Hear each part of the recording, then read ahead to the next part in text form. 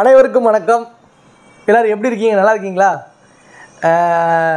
ரொம்ப ஒரு சந்தோஷமான ஒரு வீடியோ இது.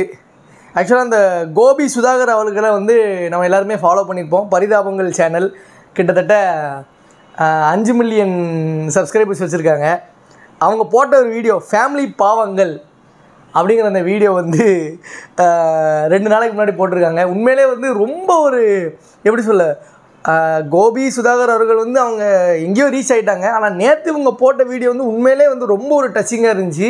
எப்படி சொல்ல, எல்லா குடும்பங்களையும் நடக்கக்கூடிய விஷயங்களை அப்படியே அப்பட்டமாக எடுத்து காமிச்சிருக்காங்க. இப்போ எங்கள் ஃபேமிலி எடுத்துக்கிட்டிங்கன்னா ஒரு சில பேர் யூடியூப் சேனல் வச்சுருக்காங்க. அந்த ஒரு சில பேர்லேயே நான் தான் இருக்கிற ஹையஸ்ட் சப்ஸ்கிரைபர்ஸ் வச்சுருக்கேன். அதனால் எல்லாருக்குமே நீ தெரியும் நான் என்ன வேலை பார்க்குறேங்கிறது தெரியறத விட நான் இப்படி யூடியூப் சேனல் வச்சுருக்கேன், இப்படி யூடியூப்பில் பேசுவேங்கிறது எல்லாத்துக்குமே தெரியும். அதனால் ஒரு சில வீடியோஸ் நான் போடும்போது, இப்போ நம்ம குடும்பத்தில் ஒரு சில சூழ்நிலைகள் இருக்கும். அவன் ஒரு சில வீடியோஸ் நான் போடும்போது இவன் இந்த வீடியோ அவங்களுக்கு தான் போடுறான், இல்லை இவன் அந்த வீடியோ இந்த சிச்சுவேஷனுக்கு தான் போடுறான் அப்படின்னு சொல்லுவாங்க. நம்ம அதை பெருசாக எடுத்துக்கிறது இல்லை. நம்ம எங்கள் அப்பா என்ன சொல்கிறாங்களோ அதை தான் நான் கேட்பேன். எங்கள் அப்பா கட்டுப்பட்டவன். எங்கள் அப்பா ஏசுனா கேட்டுக்கிடுவேன். எங்கள் அப்பா வீடியோ ரிமூவ் பண்ணுவேன், ரிமூவ் பண்ணிடுவேன், அவ்வளோதான். மற்றபடி வேறு எந்த ஒரு இதுவும் கிடையாது.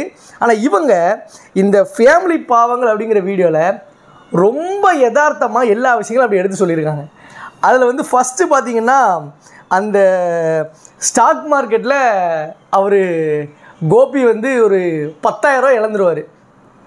அந்த விஷயத்தை அவங்க வீட்டில் இருக்கிறவங்கள்ட்ட சொல்கிறதுக்கு முன்னாடியே சொந்தக்காரன் தேடி என்ன 20,000 ரூபா நீ இழந்துட்ட அப்படின்னு சொல்லிட்டு ஊரெல்லாம் பரப்பிடுவான். அப்போ அந்த கேரக்டர் ரொம்ப ஒரு இதாக கொடுத்துருந்தாங்க.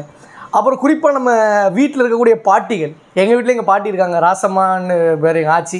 நாங்கள் கொச்சுன்னு கூப்பிடுவோம். ரொம்ப ஸ்பெஷல், எங்களுக்கு எல்லாத்துக்கும் ரொம்ப டியர். அப்போ அந்த மாதிரி ஒரு கேரக்டர் இதே இதில் காட்டியிருந்தான்.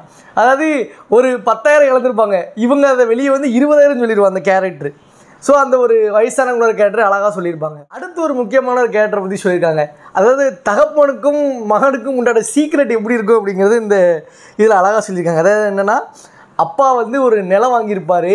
அந்த நிலம் வாங்கினதை மகன்கிட்ட சொல்லுவார், டே மகனே நான் நிலம், அதாவது கோபி மகன், சுதாகர் அப்பா வெள்ளை முடி வச்சுருக்காரு. சொல்லுவார், டே மகனே நான் நிலம் வாங்கியிருக்கேன், இந்த ரகசியத்தை நீ யார்கிட்டையும் சொல்லிடாத அப்படின்னு மகன்கிட்ட சொல்லிட்டு அப்பாவே போய் எல்லாட்டையும் வெளியே போய் சொல்லிடுவார். ஸோ இது என்னால் ஒரு ரிலேட் பண்ணிக்கிற முடியுது. இன்ஃபேக்ட் இது எல்லா அப்பாக்களும் பண்ணுறது தான். எங்கள் அப்பா உங்கள் அப்பான்னு இல்லை, எல்லா அப்பாக்களும் பண்ணுறது தான். நம்மகிட்ட இல்லை யார்ட்டையும் சொல்லிடாத அப்படின்னு சொல்லிட்டு பார்த்தா அவங்களோட நெருங்கின வட்டாரங்களுக்கே சொல்லிடுவாங்க. அப்போ நம்ம யார்ட்டையாவது எடுத்து சொல்லிட்டோம்னா அப்புறம் சொல்லுவாங்க, நான் ஒன்று சொல்ல வேண்டாம், நல்லா யார் சொன்னா அப்படின்னு சொல்லி சத்தம் போடுவாங்க. ஸோ அந்த ரியலிஸ்டிக்காக ஒரு குடும்பத்தில் என்னென்னலாம் நடக்கும், அந்த கேரக்டர்ஸ்லாம் எப்படி எப்படிலாம் இருப்பாங்கங்கிறத ரொம்ப தத்ரூபமாக எடுத்து காட்டின கோபி சுதாகருக்கு வாழ்த்துக்கள். அடுத்து பார்த்திங்கன்னா, நம்ம சொந்தக்காரங்களோட வைத்தறிச்சல். அதாவது ஒருத்தனும் நல்லா இருந்துடக்கூடாது, அவன் பொண்டாட்டி அவன் பிள்ளைகள் மட்டும்தான் நல்லா இருக்கணும், வேறு எவனுமே நல்லா இருக்கக்கூடாதுன்னு நினைக்கக்கூடிய அந்த சொந்தக்காரங்களுக்கு ஒரு தரமான செருப்படியை கொடுத்துருக்காங்க கோபி சுதாகரும். இது கோபி சுதாகர் குடும்பத்தில் தான் நடக்கும்னு கிடையாது, எல்லா குடும்பத்துலையும் இருக்கிறது தான். அதில் பார்த்திங்கன்னா, சுதாகர் ஒரு சொந்தக்காரரு, கோபி வருவார். அந்த அந்த ஒரு சொந்தக்காரன் கேரக்டர் இவருக்கு அட்வைஸ் பண்ண ஆரம்பிக்கும். இப்படிலாம் இருக்கணும்ப்பா, இப்படிலாம் இருக்கக்கூடாது, இப்படிலாம் பண்ணணும், இப்படிலாம் பணம் சம்பாதிக்கணும், கண்ணும் கருத்துமாக இருக்கணும். அதுக்கு கோபி சொல்கிறாரு, நான் கண்ணும் கருத்துமாக தான் இருக்கேன், நான் இவ்வளோ லேண்ட் வாங்கிட்டேன், இவ்வளோ ஒரு பெரிய ஃப்ளாட் வாங்கிட்டேன், இவ்வளோ பெரிய கார் வாங்கிட்டேன் அப்படின்னு சொன்னோடனே அந்த சுதாகர் கேரக்டர் அடிவயிறு எரிகிறத அழகாக காமிச்சிருப்பாங்க. இது காணொலி மட்டும் இல்லை, இது உண்மையிலே நிஜத்தையும் நடந்துட்டுருக்கு. எவன் நல்லா இருக்கிறது எவனுக்கும் பிடிக்கிறது இல்லை. புருஷ முண்டாட்டிக்குள்ளே எப்படி சண்டையை உண்டு பண்ணலாம், குடும்பத்தை எப்படி பிரிக்கலாம்ங்கிற கேடுகட்ட சிந்தனையில் தான் நிறைய பேர் வாழ்ந்துட்டு இருக்கான். அவனுங்களை மனசில் வச்சு இந்த வீடியோ போட்ட கோபி சுதாகருக்கு நம்மளோட வாழ்த்துக்கள். இதில் இன்னொரு ஹைலைட் என்னன்னாங்க, அந்த வயிறு படத்தை நான் காட்டுறேன். அவனுக்கு வயிறு எரிஞ்சிக்கிட்டு இருக்கும் கோபி பேச பேச.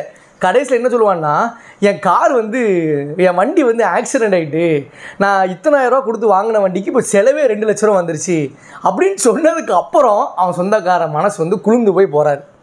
இதுலேருந்து என்ன தெரியுதுனாங்க, உங்கள் பிரச்சனைகளை நீங்கள் அடுத்தவங்கள்ட்ட சொன்னீங்கன்னா 100க்கு 95% பேர் சந்தோஷம்தான் படுவான். நம் தகப்பன் நமக்கு ரொம்ப வேண்டப்பட்டவங்க தான் வருத்தப்படுவாங்களே தவிர மீதி 95% பேர் உங்கள் பிரச்சனைகளை பார்த்து சந்தோஷம் தான் படுவாங்க. நம்ம அப்பா நம்ம சித்தப்பாக்கெல்லாம் வருத்தப்படுவாங்க, ஐயோ நம்ம பையனுக்கு இப்படி பிரச்சனை இருக்கா, ஐயோ நம்ம பிள்ளைக்கு இப்படி பிரச்சனை இருக்குன்னா 100க்கு 95% பேர் பிரச்சனை காண்டி சந்தோஷம் தான் போடுவாங்க. அதான் பாருங்களேன், நீங்கள் ரொம்ப இதாக இருக்கீங்க அதாக இருக்கீங்கன்னு சொன்னால் எல்லாருமே வந்து கொஞ்சம் டல் ஆயிடுவாங்க.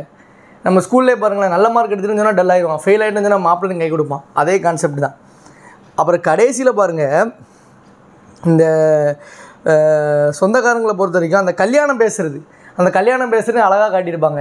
இப்போ கல்யாணம் முடியாதவன்ட்டு ஒரு பேச்சு, கல்யாணம் முடிஞ்சவன்ட்டு ஒரு பேச்சு, பொண்ணுக்கு என்ன சீதனம் கொடுக்குறது ஒரு பேச்சு. ஸோ நார்மலாக ஒரு ஃபேமிலியில் நடக்கக்கூடிய விஷயங்களை ஃபேமிலி பாவங்கள்னு சொல்லிட்டு ரொம்ப அற்புதமான வீடியோ. நான் இன்றைக்கி மத்தியானம் சாப்பிட்டு முடிச்சு அந்த வீடியோ பார்த்தேன். நான் ரெகுலராலாம் பார்க்க மாட்டேன். அப்போ என் நண்பனை ஷேர் பண்ணியிருந்தான். ரொம்ப அருமையான ஒரு வீடியோ இருந்துச்சு, எனக்கு ரொம்ப பிடிச்சிது. வீடியோக்கான லிங்க்கு கீழே டிஸ்கிரிப்ஷனில் கொடுக்குறேன்.